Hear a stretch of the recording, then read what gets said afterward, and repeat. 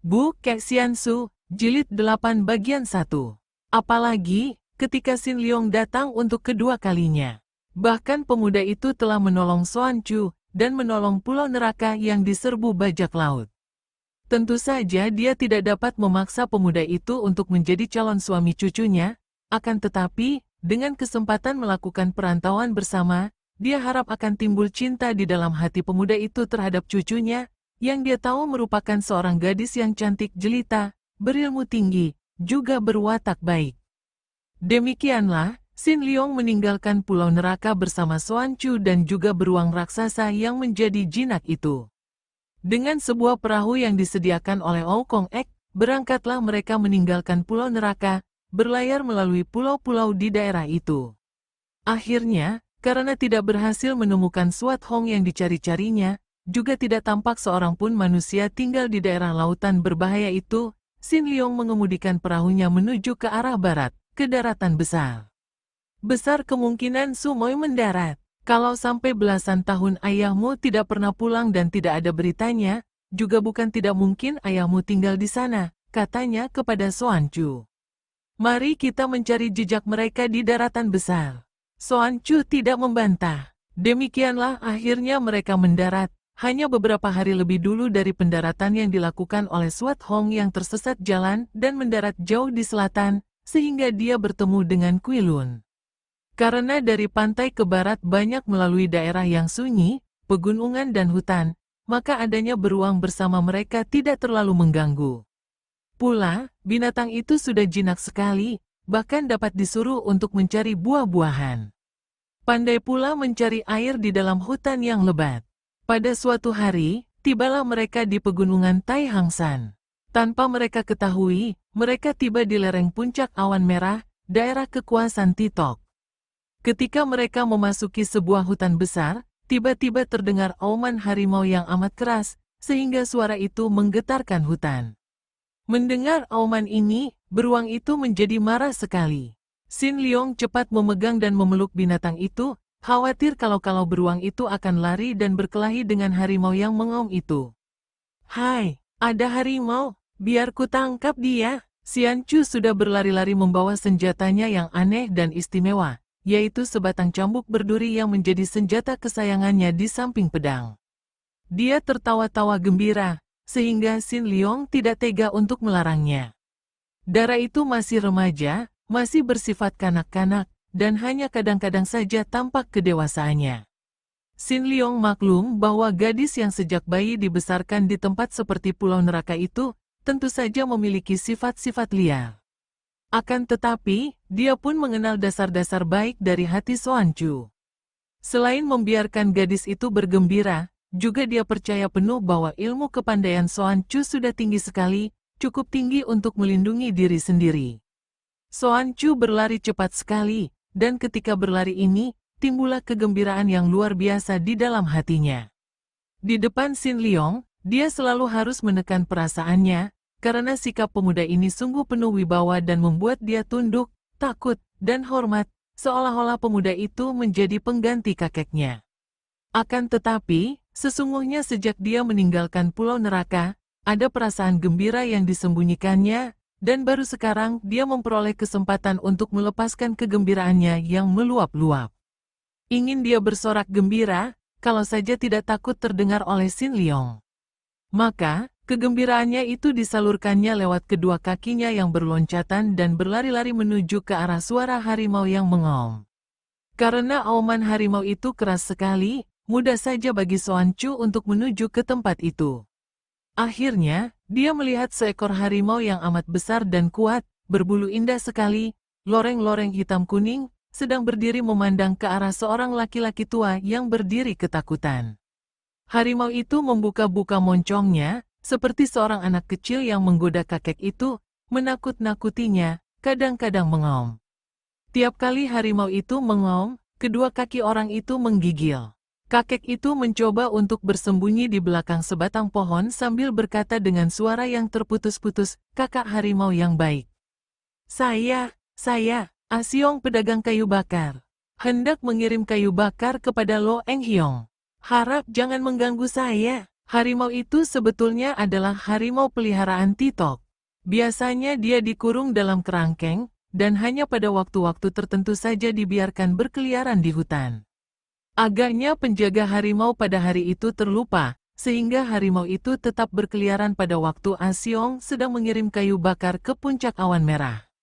Asyong adalah seorang di antara pedagang-pedagang kayu bakar yang suka menjual kayu bakar di tempat itu.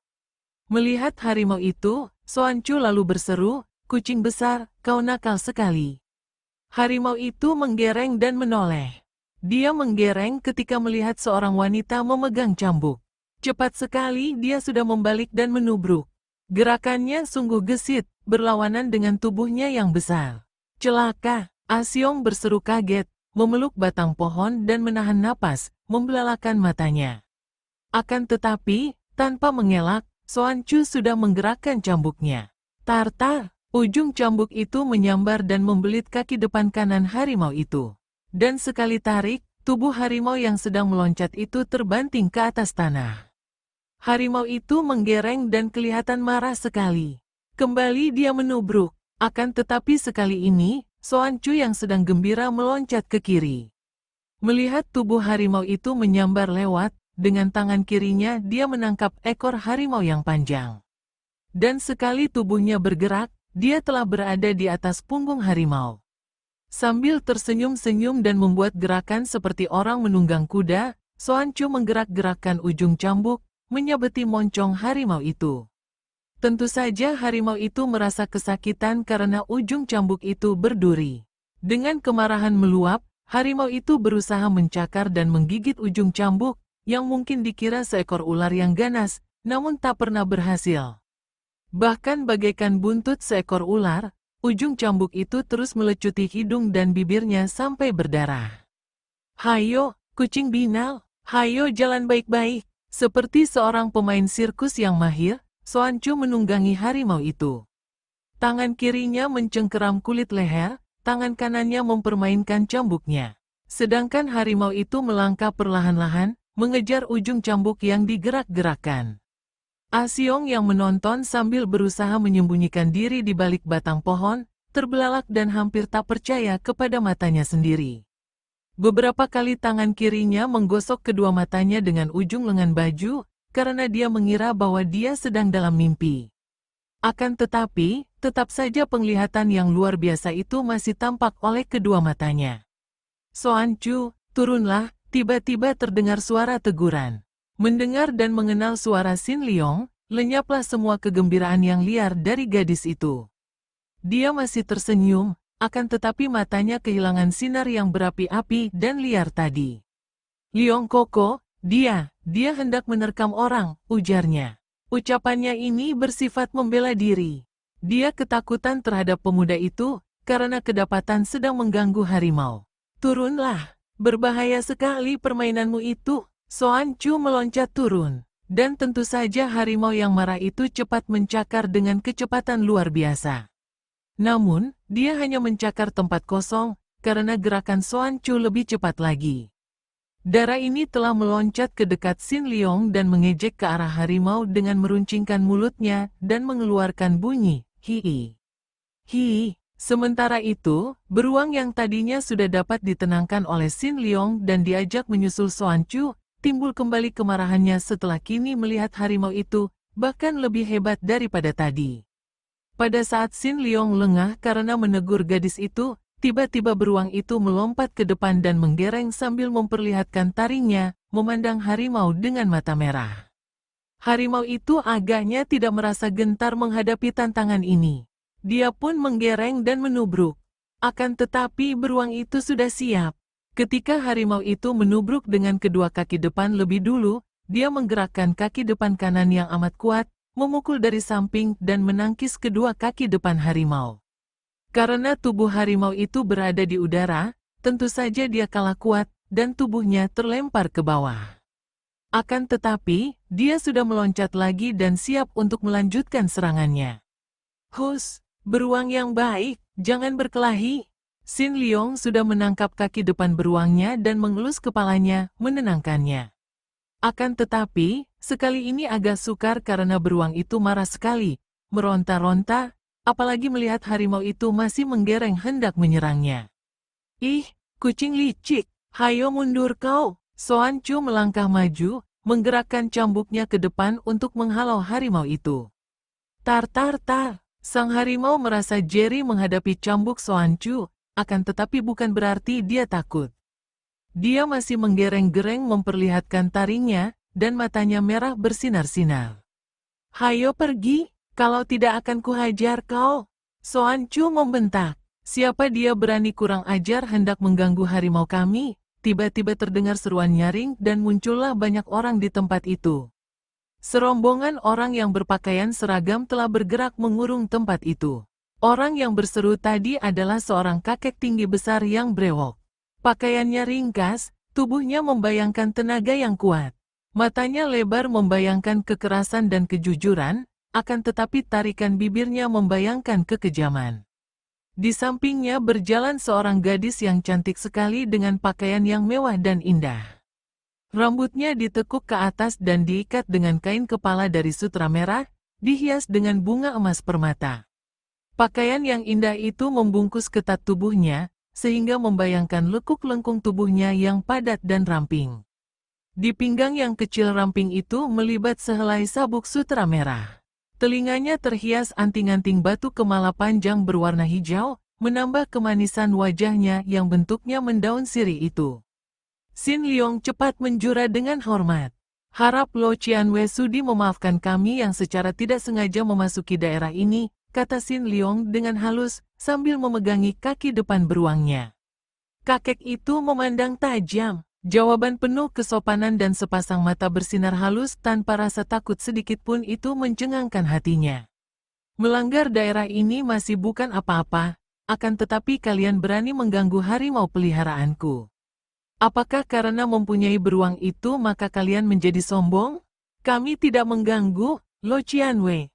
Hanya karena harimau itu dan beruang kami akan berkelahi, maka kami melerai dan mencegahnya. Dua ekor binatang akan berkelahi, apa anehnya? Hanya kalau manusia sudah mencampurinya, maka manusia itu lebih rendah daripada binatang. Tahan tuh mulut. Soan Chu membentak dan menudingkan telunjuknya ke arah mulut kakek gagah itu. Darah ini tidak lagi dapat menahan kemarahan hatinya mendengar ucapan yang menghina tadi. Kami melerai karena yakin bahwa kucing hutan busuk ini tentu akan mampus dirobek-robek oleh beruang kami. Engkau ini orang tua tidak berterima kasih, malah mengucapkan kata-kata menghina. Sepasang mata kakek itu bersinar-sinar, bukan hanya marah, akan tetapi juga kagum. Kakek ini memang orang aneh. Melihat keberanian orang, apalagi seorang darah muda seperti Soan Chu yang pada saat itu muncul kembali sifat liarnya karena marah, dia kagum bukan main. Kakek ini adalah Siang Kuan Ho yang terkenal dengan julukan Titok atau racun bumi. Ia seorang gagah yang jujur dan bersikap terbuka, maka perangainya kasar sekali, dan kalau dia sudah marah, kejamnya melebihi harimau peliharaannya. Titok terkenal sekali di dunia Kangou sebagai seorang di antara tokoh-tokoh besar. Dia hidup di puncak awan merah itu dengan tenteram bersama putri tunggalnya, yaitu gadis cantik yang datang bersamanya dan yang sejak tadi diam saja. Titok Siang Kuan Ho sudah duda, dan hanya hidup berdua dengan putrinya yang bernama Siang Kuan Hui. Adapun orang-orang lain yang berada di situ adalah para murid-muridnya yang juga menjadi anak buahnya, kurang lebih 15 orang banyaknya. Salah satu di antaranya adalah seorang kakek yang usianya sebaya dengan dia dan rambutnya sudah putih semua. Kakek ini merupakan murid kepala dan telah memiliki kepandaian tinggi pula, namanya Tio Sam dan berjuluk Ang In Moko atau Iblis Awan Merah. Bagus sekali, kakek ini memuji. Kalau begitu, mari kita adukan kedua binatang itu. Hendak kulihat apakah benar-benar beruangmu dapat mengalahkan harimauku? Boleh, Soan Chu menjawab. Jangan, Soan Chu, tidak boleh begitu. Sin Leong berseru, kemudian dia berkata kepada kakek itu, harap Lo Qianwei suka memaafkan kami, dan biarlah kami pergi dari sini sekarang juga.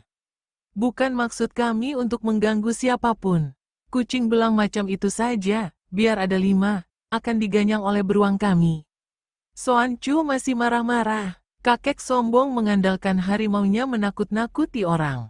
Kalau aku tidak cepat datang, agaknya harimau itu sudah makan orang tadi. Dia memang perlu diberi hajaran. Hayo kita adukan mereka. Titok berteriak-teriak dengan kumis bangkit saking marahnya. Sebelum kedua binatang peliharaan kita saling diadu, jangan harap kalian akan dapat pergi dari sini. Kami tidak takut. Soan Chu menjerit lagi. Mendengar ucapan kakek itu, Sin Leong menyesal bukan main.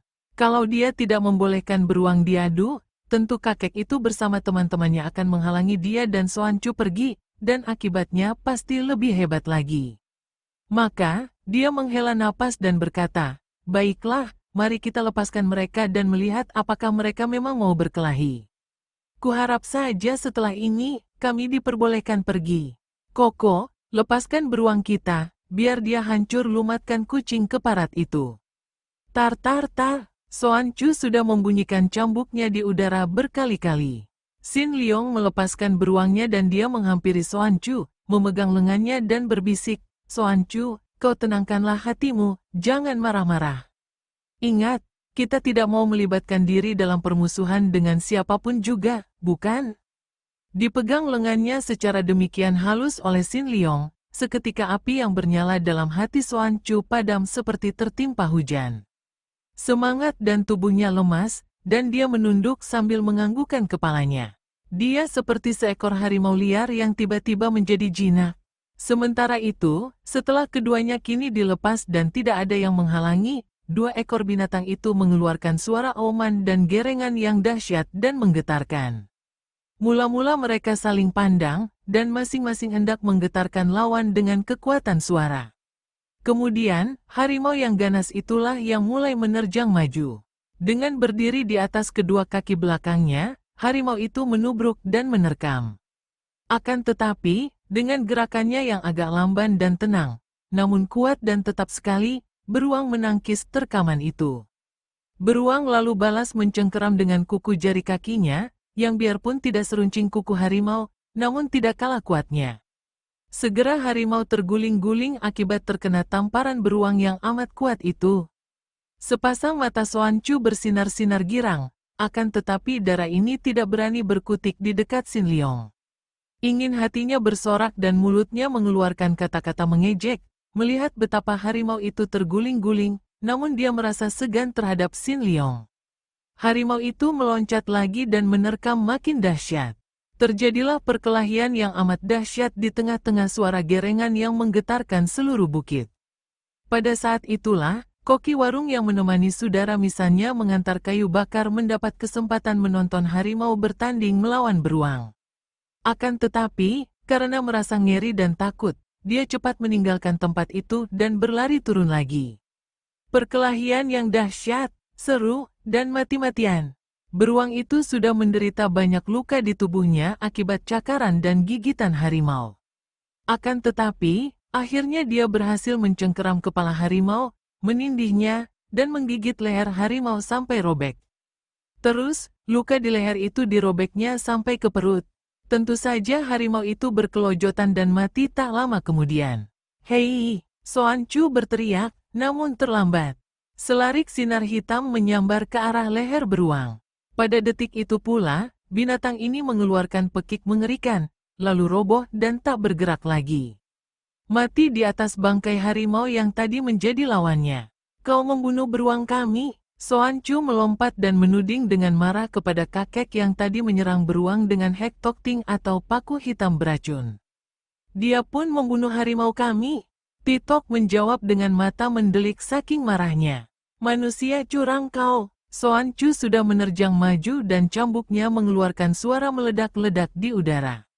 Tar-tar kring terang, bunga api berpijar ketika cambuk itu tertangkis oleh sepasang pedang yang bersinar hitam, itulah pedang Bantok Siang Kiam atau sepasang pedang selaksa racun yang ampuh dari Titok. Akan tetapi, bukan main kagetnya Titok ketika tadi pedangnya menangkis cambuk duri. Dia merasakan lengannya tergetar, tanda bahwa darah muda itu memiliki sinkang yang amat kuat. "Hei, jangan bertempur!" Sin Leong cepat menegur. Akan tetapi, sekali ini Soan Chu pura-pura tidak mendengarnya. Apalagi, kakek itu pun sudah marah dan sudah membalas serangannya dengan sepasang pedangnya. Terjadi pertempuran hebat sekali antara gadis itu dan Titok. Melihat gerakan sepasang pedang itu lihai bukan main dan ada hawa yang kuat menyambar dari lawannya, Xuan Chu tidak berani memandang ringan. Dan tangan kanannya sudah mencabut pedangnya. Pedang di tangan gadis ini adalah pemberian kakeknya, ketua Pulau Neraka. Dan seperti juga cambuknya, pedang ini aneh dan ampuh sekali. Bentuk pedang itu juga berduri seperti cambuknya dan namanya pun Koakut Kiam atau pedang tulang ular. Terbuat daripada tulang ular beracun yang telah dikeraskan dan diperkuat dalam rendaman tetumbuhan beracun, sehingga keras seperti baja. Sedangkan cambuknya itu pun bukan cambuk biasa, karena terbuat dari ekor ikan hiu yang istimewa, dan hanya terdapat di pantai Pulau Neraka. Seperti juga pedangnya, cambuk itu pun mengandung bisa yang tidak dapat diobati, kecuali oleh dia sendiri yang selalu membawa obat penolaknya. Xin Liong sudah mengenal kakek itu ketika muncul tadi, tapi dia memang tadinya tidak mau memperlihatkan bahwa dia telah mengenalnya. Tentu saja dia mengenal kakek yang dahulu pernah pula membujuknya untuk ikut dan menjadi muridnya, ketika para tokoh Kang Ou datang memperebutkan dia di lereng pegunungan Zhenghua-san. Kini, melihat betapa Xuan Chu sudah bertanding mati-matian melawan kakek itu, dia menjadi khawatir sekali. Cepat dia berkata, Lo Qianwei, seorang tokoh besar yang berjuluk Titok dan disegani di seluruh dunia Kang Ou, benar-benar mengecewakan dan merendahkan nama besarnya, kalau sekarang melayani bertanding melawan seorang dara remaja. Mendengar ucapan itu, Titok menjadi merah mukanya. Dia menangkis pedang Xuan Chu sekuat tenaga sampai pedang itu hampir terlepas dari tangan Xuan Chu, lalu melompat mundur dan menghadapi Xin Liong. Orang muda, kau sudah mengenal aku. Kalau begitu majulah kau menggantikan gadis itu. Xin Liong menjura, bukan maksudku dengan kata-kata itu menantangmu, Lo Qianwei. Saya hanya hendak mengatakan bahwa kami berdua sama sekali bukan datang untuk bertanding. Tapi kalian datang dan mengakibatkan harimau peliharaan kami mati. Kalau kalian tidak datang mengacau, mana biasa harimau kami mati? Dia mampus karena kalah dalam pertandingan yang adil. Xuan Chu membentak. Akan tetapi menjadi tenang kembali karena Xin Liong mendekatinya dan minta gadis itu menyimpan pedang dan cambuknya kembali. Siang Koan Lo Qianwei, memang kami akui bahwa harimau peliharaan Lo Qianwei mati karena beruang kami, akan tetapi Lo Qianwei telah membalas kematian itu dengan membunuh beruang kami. Bukankah itu artinya sudah lunas? Tidak, Titok yang masih marah itu membentak. Biarpun beruangnya sudah mati, akan tetapi pemiliknya belum dihukum. Xuan Chu tak dapat lagi menahan kemarahannya. Dihukum apa? Kau hendak membunuh kami? Tak perlu dibunuh. Pelanggaran ke dalam daerah ini sudah merupakan kesalahan, dan matinya harimau tidak cukup ditebus dengan kematian beruang. Pemiliknya harus dihukum rangket 100 kali, baru adil. Keparat, Xuan Chu, Xin Liong berkata dan memegang lengan darah itu, sehingga Xuan Chu menelan kembali kata-katanya. Xuan Chu, aku minta kepadamu agar kau sekarang juga meninggalkan tempat ini. Biarkan aku yang berurusan dengan Siang Koan Lo Qianwei. Kau turunlah dan kau tunggu aku di dusun itu. Mengerti? Xuan Chu mengerutkan alisnya dan matanya memandang ragu. Akan tetapi, melihat sinar mata Xin Liong yang tegas dan halus itu, dia tidak dapat menolak, dan akhirnya kepalanya mengangguk. Berangkatlah, dan tunggu aku di sana. Xin Liong berkata lagi sambil tersenyum. Xuan Chu membanting kakinya, lalu melotot ke arah Siang Kuan Hou. Setelah itu, baru dia meloncat pergi, meninggalkan Ishak tertahan.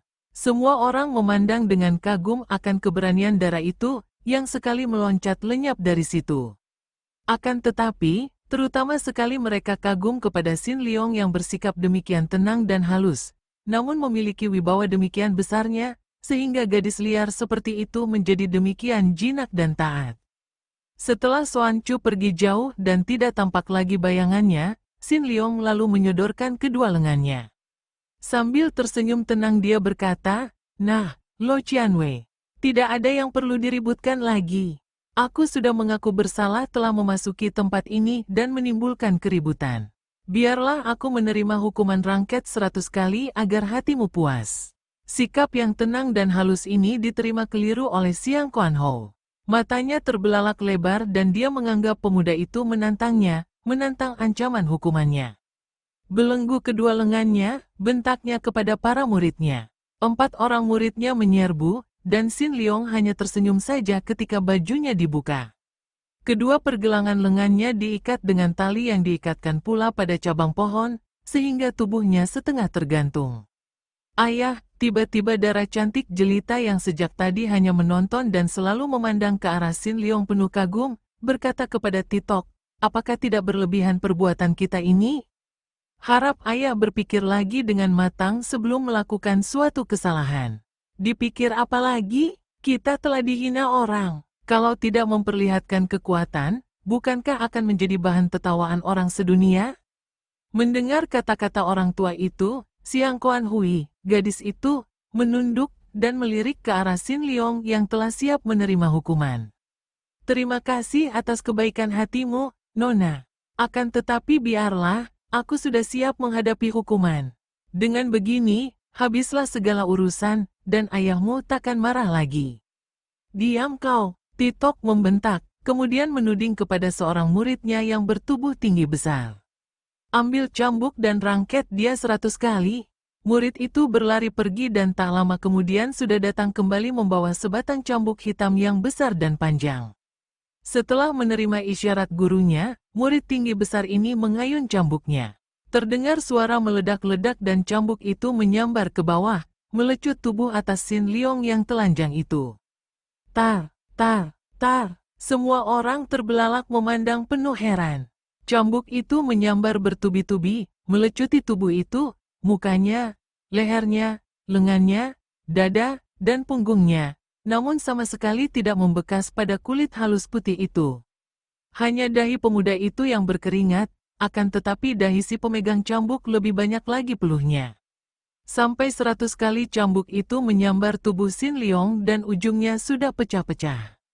Namun, jangankan sampai ada darah yang menetes dari kulit tubuh Sin Leong, bahkan tampak merah saja tidak ada, seolah-olah cambuk itu bukan melecut kulit pembungkus daging, melainkan melecut baja saja.